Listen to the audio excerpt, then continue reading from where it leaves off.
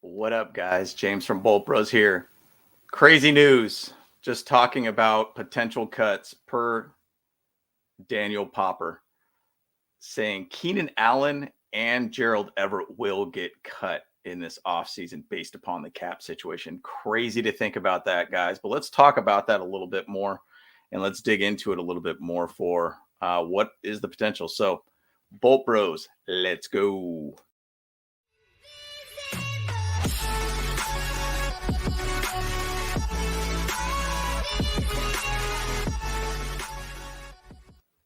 All right, so let's chat a little bit more about this, guys. I mean, it's crazy to think about that. We know what kind of salary cap situation we're in right now, and it's not pretty by any means. But a tweet came out. Actually, it was based upon his article on the Athletic about what basically Daniel Popper is saying here. But basically, what we're hearing is yes, you know, Dove Kleiman basically retweeted talking about the article on the Athletic. Star Keenan Allen and tight end Gerald Everett are most likely cuts per the team per Daniel Popper. Los Angeles Chargers can save $14.8 million in cap space by releasing Allen and $4.25 million by cutting Everett. We are currently at $23.4 million over the cap. That number I've seen change quite a bit, but it sucks, guys, because this is the unfortunate side of the NFL. There is a business involved in it. There is salary caps involved in it. It's frustrating to be able to hear about players such as these guys getting cut. It's a tough situation. I would say Keenan Allen to me hurts more, in my opinion. Keenan Allen to me has been a guy here for a very long time.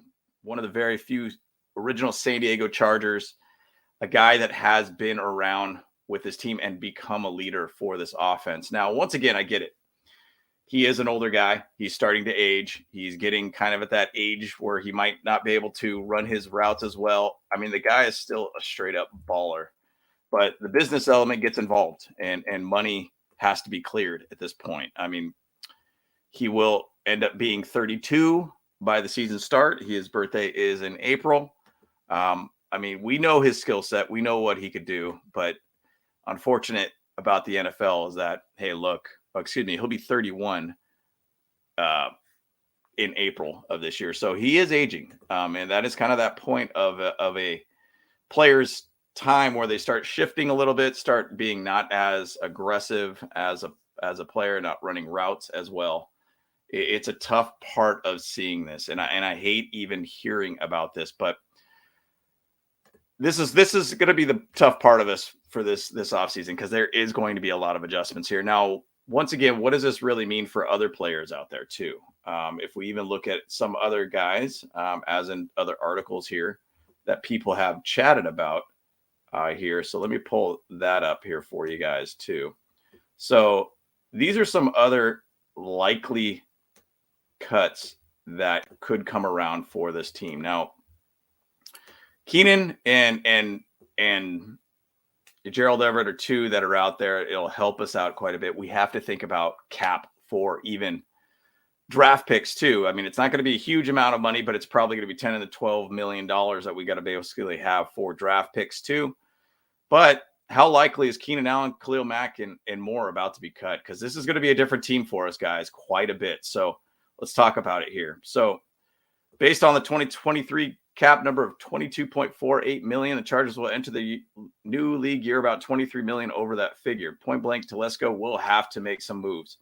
If I was Keenan Allen at this point, it's a good situation for him to stay here. It's a good situation for him to stay as a Charger.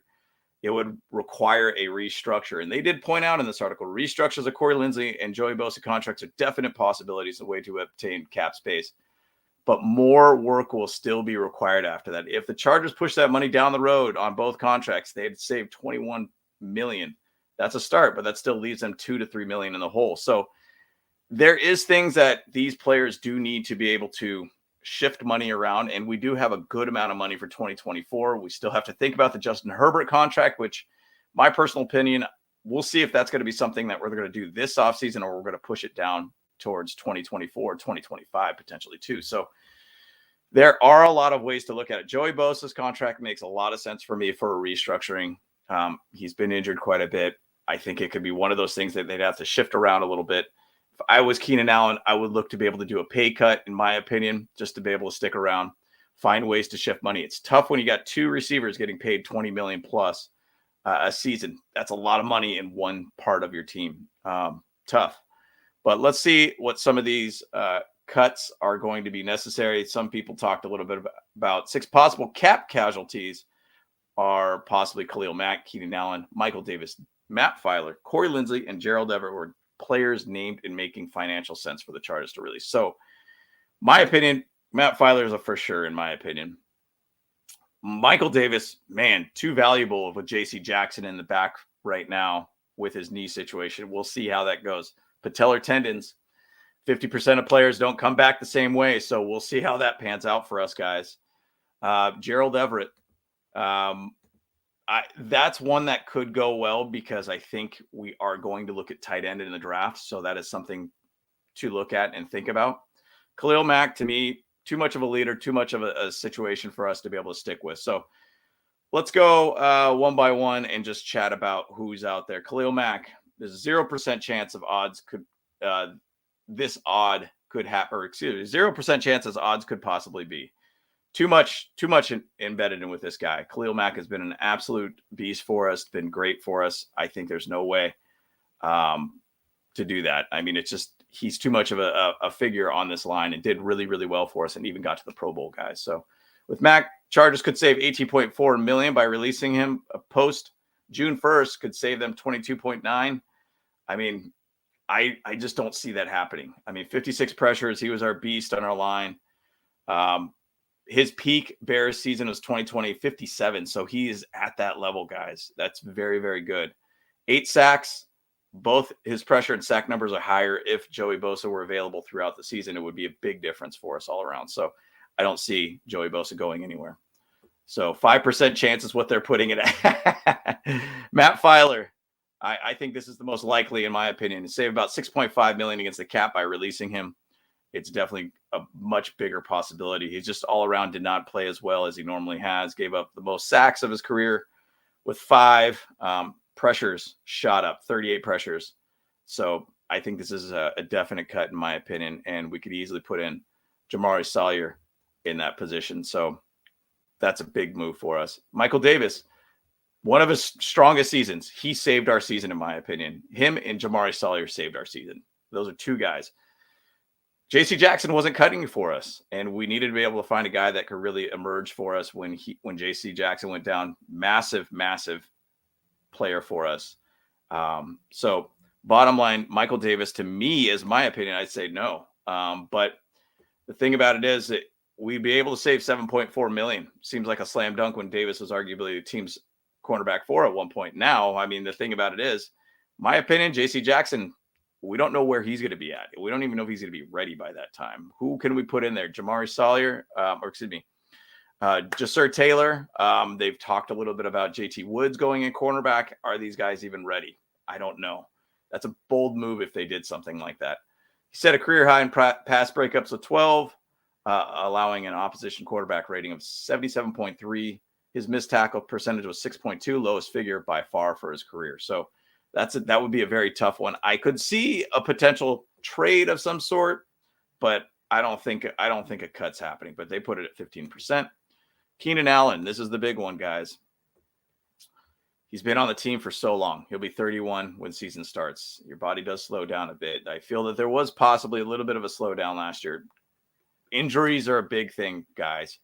And, the best players are available players, bottom line. And Keenan is an absolute stud, absolute leader. It would pain for me to be able to see him leave. But this is one that has probably a lot running on it. Telesco did draft this guy in the past too, by the way.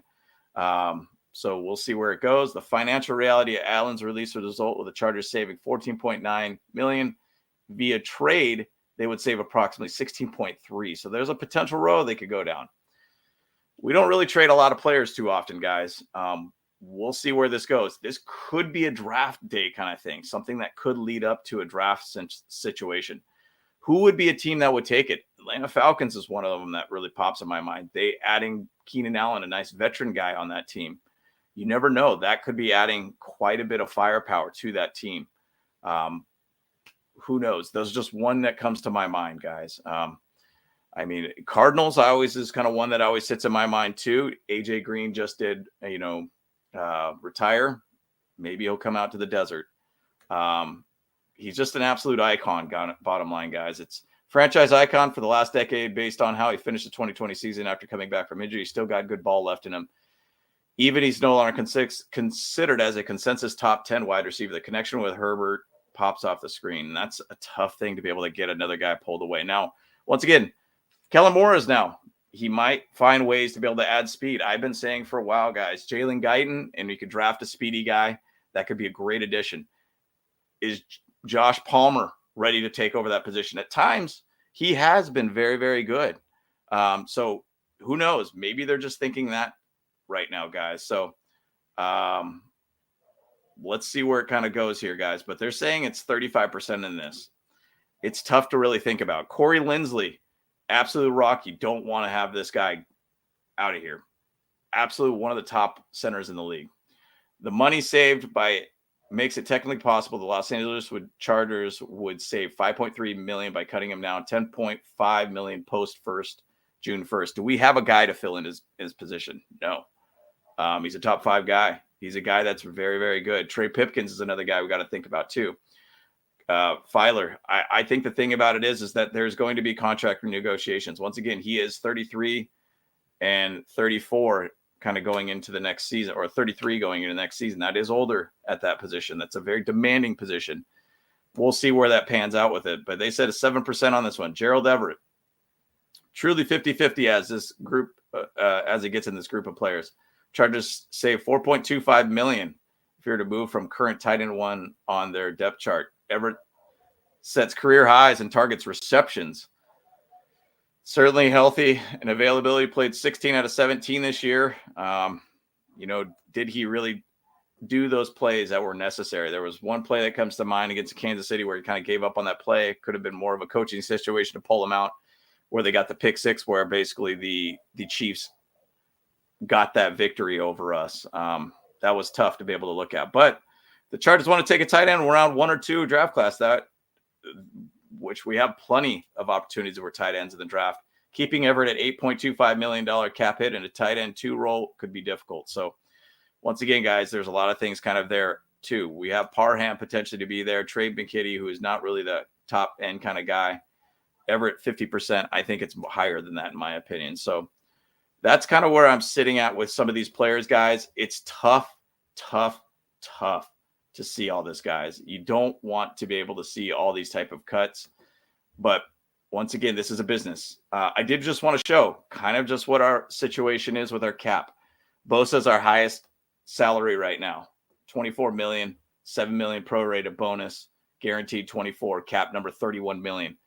We can't really release him because we go in the negative of 7 million. We're going backwards, guys. Khalil Mack, dead money, 9 million, 18.4 million if we cut him. There's a possibility there, but I just don't see it.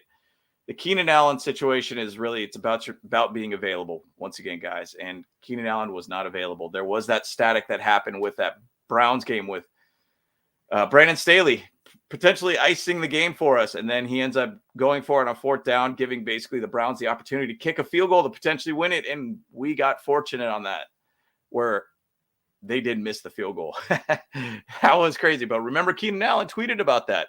Brandon Staley talked with him about that.